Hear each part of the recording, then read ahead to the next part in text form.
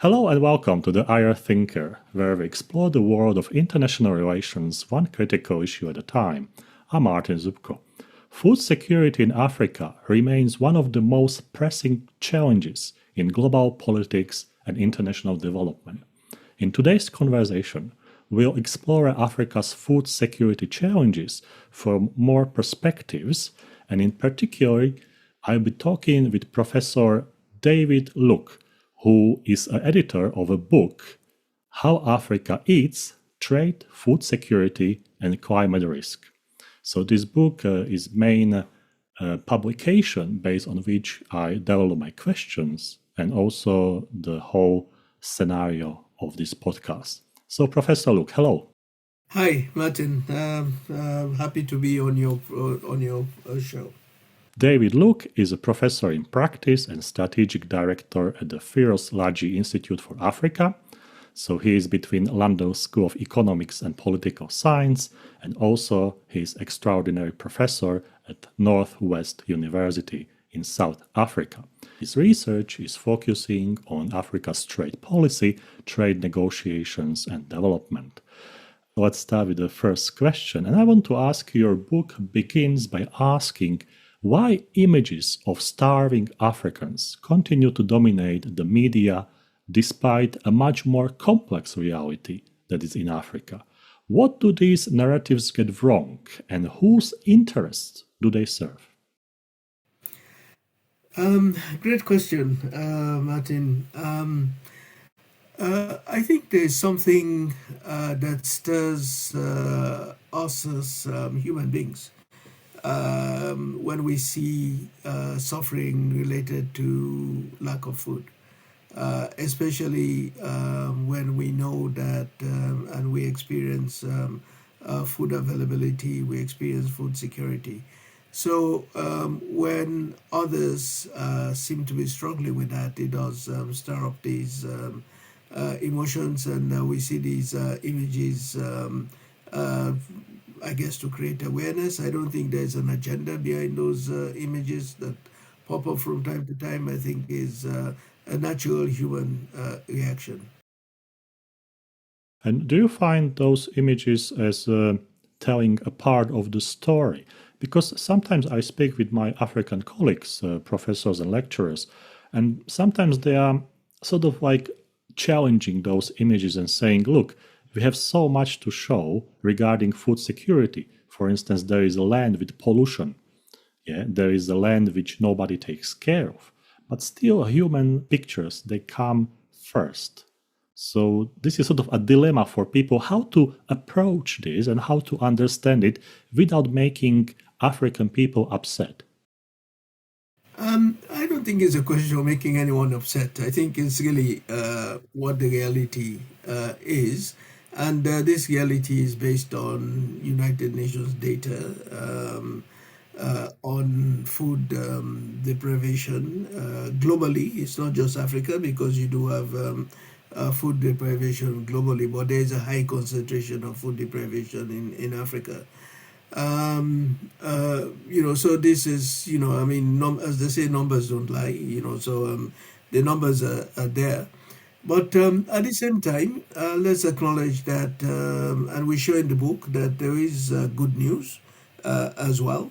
And that is that despite population growth, food deprivation has not grown worse. I think we said that the food trade deficit actually decreased from about 47 billion in 2011 to about 32 billion in 2021, the latest year for which we had data when the book was written. And this is in nominal terms, so that tells you that the food deficit is much less than it was in 2011 over those years for which we had data, and the same trend has continued. So the problem is getting better. But the numbers are still high. 42 countries, African countries, out of 54 are classified by the UN as net food importing developing countries. So there's that reality, and that's what we wanted to look at what explains this reality, but to do so in a way that has never been done before.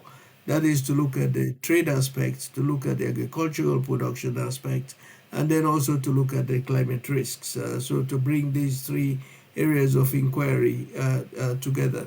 So look, this is not about shaming Africa. It's certainly not. It's about saying that there is a problem which we cannot, should not ignore, and there are solutions to this problem. So basically, so it's a positive book. It's not a negative book, but it's a book written to draw awareness to this issue. And I think this is made very clear in the introduction, in the preface, that we want to see action. It's not one of these books that is just a theoretical academic exercise. That we want to have Africans who read this book really to, respond to this call to action, so to say. Yeah, and it's very nice that you made it open access, so everybody can read it Absolutely. That's also without excuses that I didn't have access to the sort of posh publisher. So that's a good absolutely. one. It's open access for that reason as well. So it could be read in Africa, and activists could use it to challenge current policy orientations and so on. In the book, you argue that there is no single explanation for food insecurity in Africa. And I know there are many reasons, but what would be the most most common ones, or the reasons that you want to highlight for people why the food insecurity in Africa continues, even though, as we said, the situation is improving, but still it's a big issue in Africa. Yeah. Um, uh, well, we looked at three issues which we thought are important for the explanation. So to highlight one is to leave out the other two, and this was deliberate. We looked at agricultural production itself. We looked at trade and trade policy issues, and then we looked at climate. So I wouldn't want to, put more emphasis on one relative to the others. But let me just briefly say that starting with agricultural production, what we found is that although production is overwhelmingly undertaken by smallholder farmers, we did not see that as a problem. It's not a production problem. We put a lot more emphasis on the investment that goes into agriculture. Firstly into the for horizontal support. That's your rural roads, electricity, energy, infrastructure, and all these aspects, as well as, of course, support to the production process itself, to seeds, extension support for farmers, and so on. Post harvest for storage and all these things. So you do need investment in agriculture for agriculture to thrive, just like you need investment in any other venture for the venture to thrive. But our data and our numbers show that, excuse me, African countries are not investing enough in agriculture. And we looked at various sources of this. We looked at government spending. We looked at private investment by African investors, so private capital formation, if you like, in the agricultural sector. We looked at foreign aid, how much foreign aid goes into agriculture, not very much, and it has since collapsed, as you know, since we wrote the book. We looked at foreign direct investment and so on. So the financing is not sufficient for sure. And then on top of that, you have the climate issues. And you know that story as well, that the financing for climate adaptation is far less than what really is realistic. So I would put the production, the investment aspects as one issue, emphasizing that the production problem, the productivity problem, is not the fault of the farmers, it's the fault of how much resources they receive. So that's one. And on the trade side, I wanted to show that global trade rules are actually rigged against African countries. In certain products, we try to break down, look at some key products. For certain products, it makes sense to import rather than to produce because they're being dumped at prices that African farmers cannot produce competitively and compete with.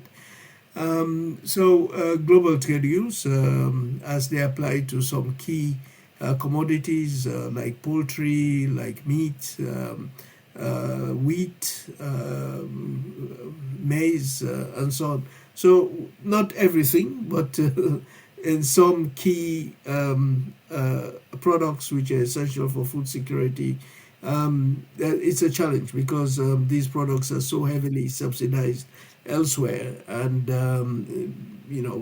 globally we see that as a source of food imports because it's not as competitively cannot be as competitively produced in Africa. So that's one of the issues that we looked at, and we try to be very careful not to exaggerate the problem because we say also that there's a conundrum that if these subsidies are not in place, there's a risk that as a planet, all of us on the planet, there's a risk that we could all collectively face food security. So we could see we try to be nuanced about this, but at the same time we're arguing for more production in Africa despite the global challenges. Then, of course, the third area was the climate, where we showed that global warming is actually impacting agricultural production, impacting also the health of farmers as well, because the variable weather conditions, evidence that we cited that this too is having an effect, just like climate change is affecting health across the world, so it's no different in Africa. So we highlighted all these issues, but the key challenge in climate change is, of course, the implications for adaptation. Professor Luke, what was your research spread? Because we know books about Africa, you read, and then at the end, this was based by research on 3 countries, and the book looks like it's speaking for Africa. So just to explain for the viewers, what was the research scale? Like what sort of countries or which countries did you research? Sure. We looked at the continent as a whole. So our data is drawn from across the continent, and it's a data-driven book. We did not look at any specific country, a case study, or anything like that. We looked at the continent as a whole, and that made sense because we're also looking at the trade-related issues that within the African continent is also possible for trade to be scaled up, because that was one of the issues we looked at. We looked at the African Continental Free Trade Area, the trade flows, current trade flows in relation to food and agriculture, and to make the case that that could be scaled up. So we wanted to look at the continent as a whole, the continental market, but we did zero down into specific regions where it made sense for the analysis to look at some trends in some regions. And when we looked at the 8 key food security products, we located them in the specific places on the continent where they are produced. But it's a continental perspective. This approach of dividing Africa into sub-Saharan Africa, North Africa, and the Middle East, I think that's outdated. It's a colonial relic. It's a continent, and it's a continent with its own dynamic, and dynamic things are happening.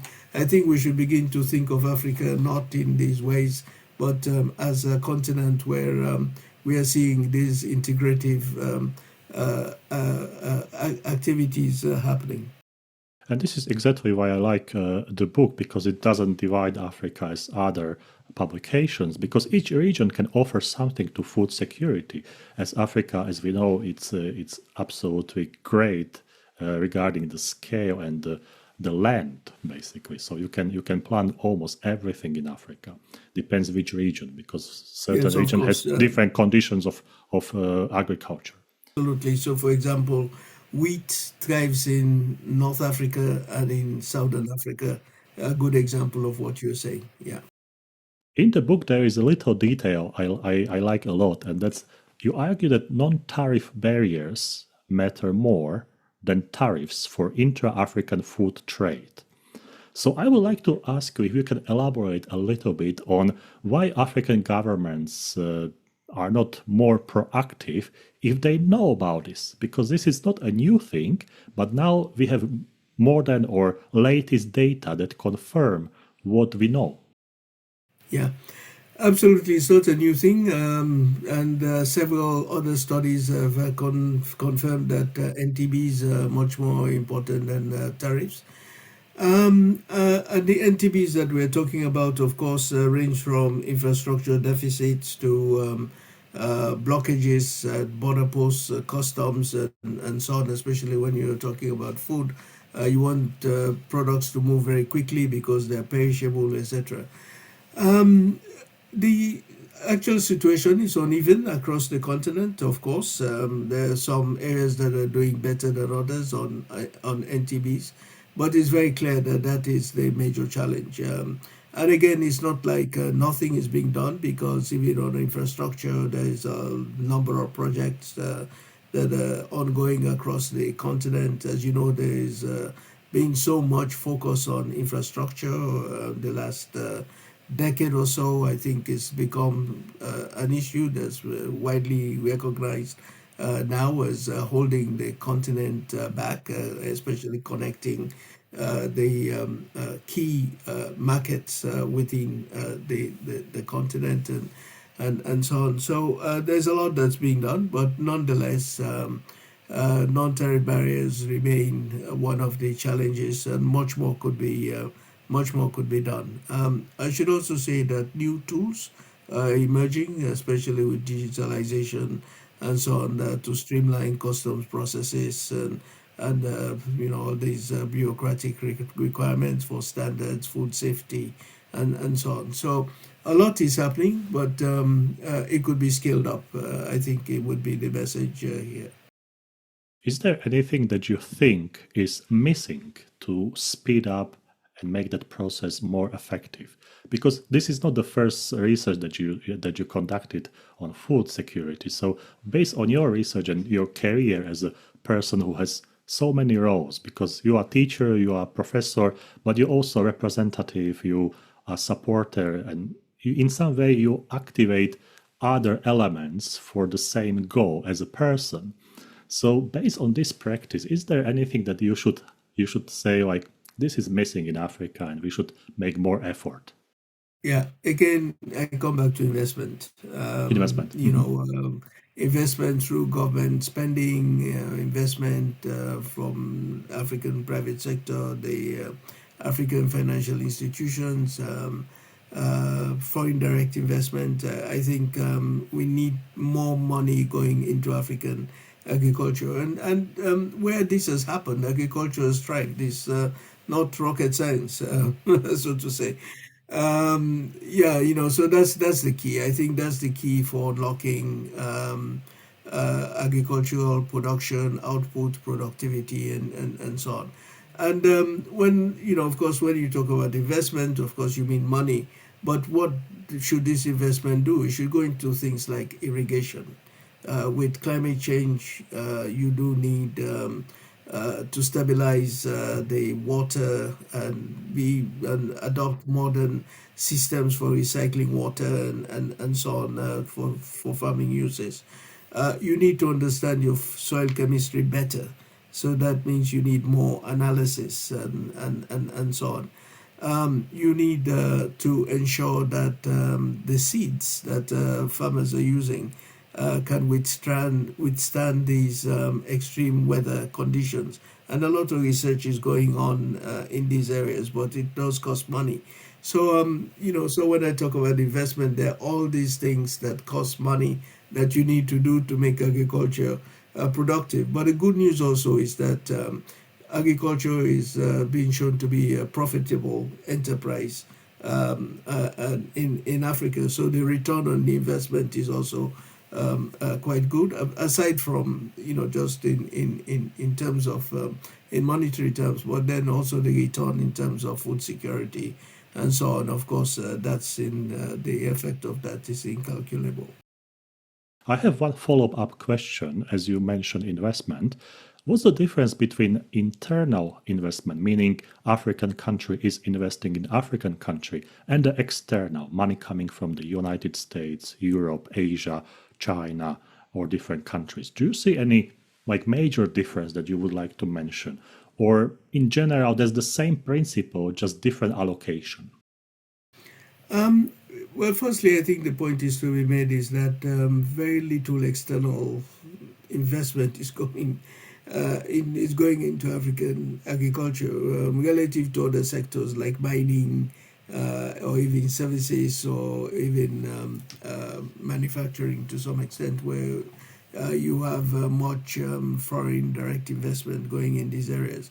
One surprising finding of the book was that also you have had little foreign aid, relatively speaking, going into agriculture. And I say surprising because if you want to really deal with poverty, you have to start with agriculture, because that's where you have most people in Africa. And also that's where you find women in particular who have been an important demographic for poverty reduction and policies aimed at poverty reduction. So it was surprising to find that ODA really was not, agriculture was not a priority. So that leaves internal investment through the private sector and government spending. Government spending has not been at the level that the governments themselves agreed under this Comprehensive Africa Development Plan, the CADAP.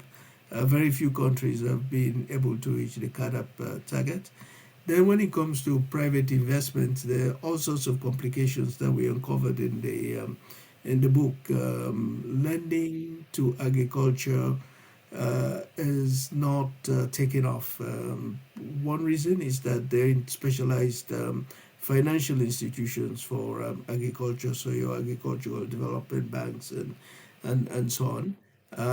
The sorts of institutional arrangements that were in place before, such as marketing boards and so on, that provided that kind of institutional support, channeling funds. They were casualty in many countries of the structural adjustment episode in the African development story. So, and then, of course, as I said, bank lending is, from commercial banks.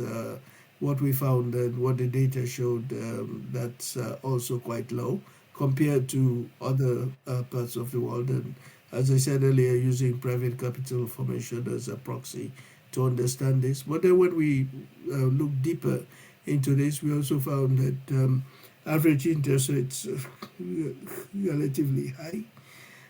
Excuse me, relatively high and out of reach really for those who want to invest in farming agricultural activities and so on. So, in a sense, you find the sector really squeezed from all these different aspects. So I think that's the story behind in investment. But all the same, we did find, as I said early on, some positive signs, if you like, green shoots, to use an agricultural metaphor here. We did find some green shoots. We showed in the book that there is growing interest among young, educated Africans, graduates sometimes in agricultural related disciplines, who are stepping in as entrepreneurial stroke type farmers and so on. And we're seeing the impact that is having. So some positive signs, but the general trend is that the sector has been squeezed. If I understood correctly, in the book you suggest that African countries should focus more on practical outcomes than on ideological positions in the WTO when there are negotiations. What's the meaning of WTO for Africa, and what's the ideological position in that context? Like, what do you mean, or what's your direction of the idea in this matter? I'm sure that for many was a controversial argument in the book. But what we meant was uh, um, the ways of engaging with the WTO to get what you want out of the WTO. So basically, that's what we're saying. We know that global trade rules are imbalanced as far as developing countries are concerned. We were supposed to have the door around to balance things out. That never was never concluded, and so lots of issues around that which we are not going to have time to get into.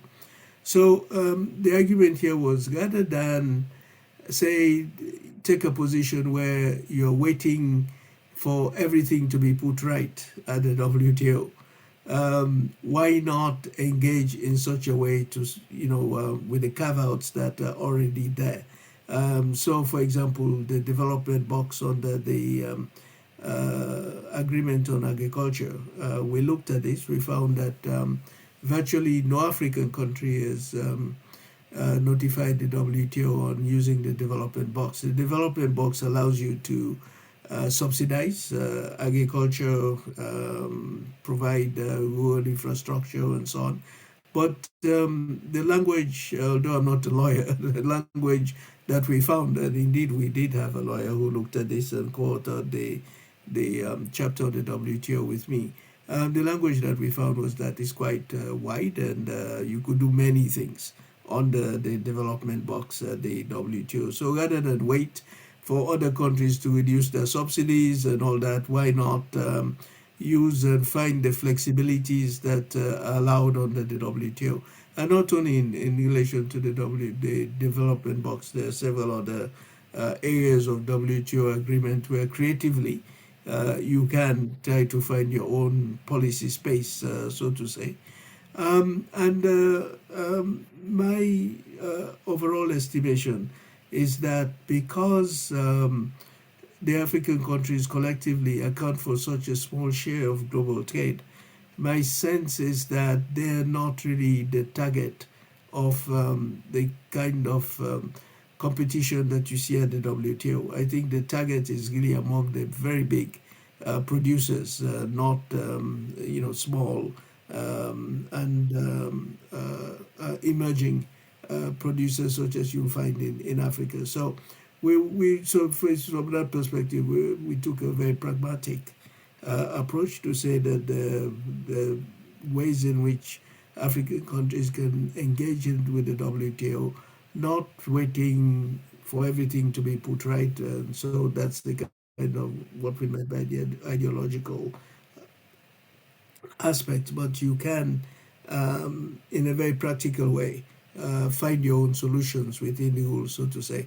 One last point on all of this is that, of course, the WTO, some would now argue, is even becoming irrelevant in many ways because we see big actors ignoring WTO rules anyway. And the WTO is in crisis. I think there are many things that are happening now outside of the WTO rules. The disputes settlement system is not functioning, so there's not much that could be done about it.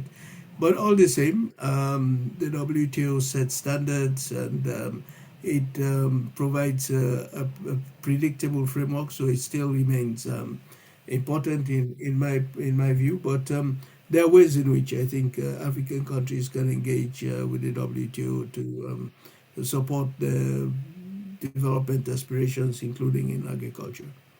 In 2014, there was the Malabo Declaration. And we know it's a quite fundamental document, but not many people know about it. So I would like to ask you, does this document or declaration still have a meaning for Africans? Or do you think that African Union should do some sort of upgrade for the contemporary geopolitical dynamics? Well, the Malabo Declaration was itself an upgrade of the CADAP, which goes back to 2005. And actually, since then, the African Union has not sat back. It has been producing reports, I believe, every 2 years, looking at the state of agriculture and tracking indicators that were agreed on the Malabo to see how countries are doing. In fact, that's how we know that countries are not living up to the commitments they made on agricultural spending, for example, and so on. So I don't think it's a question of an upgrade. I think really it's a question of implementing these very important commitments that were made.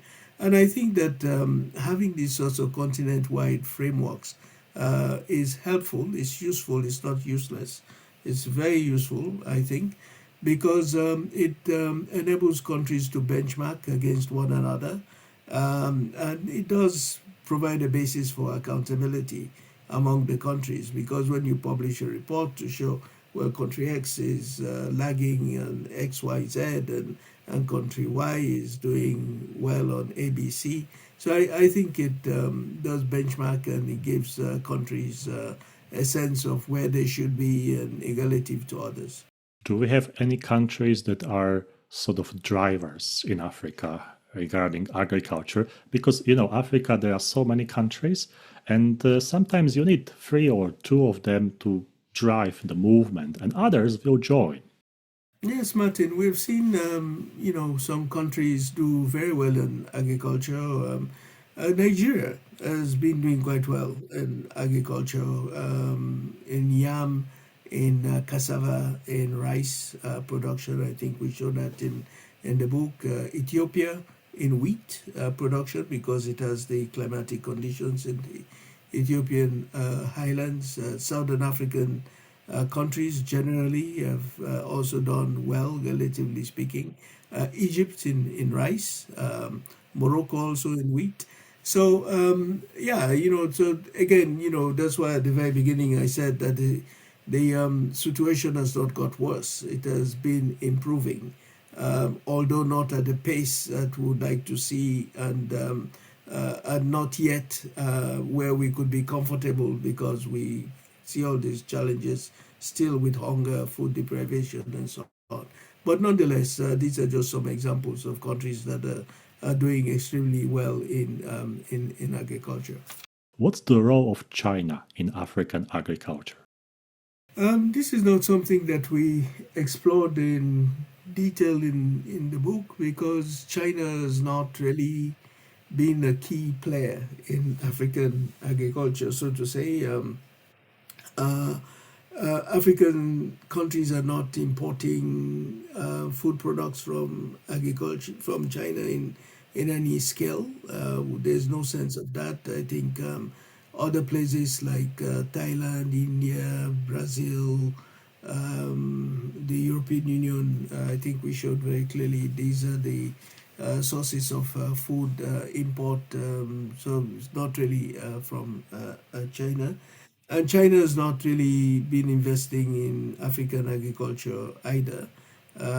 Its interest has been in mining and in, to some extent, manufacturing, of course, infrastructure, and so on. So China is not really a player in African agriculture. On the other hand, some agricultural exports from Africa have gone to China, and there is that other side of the coin, so to say, on the export side, where China is important for a number of countries.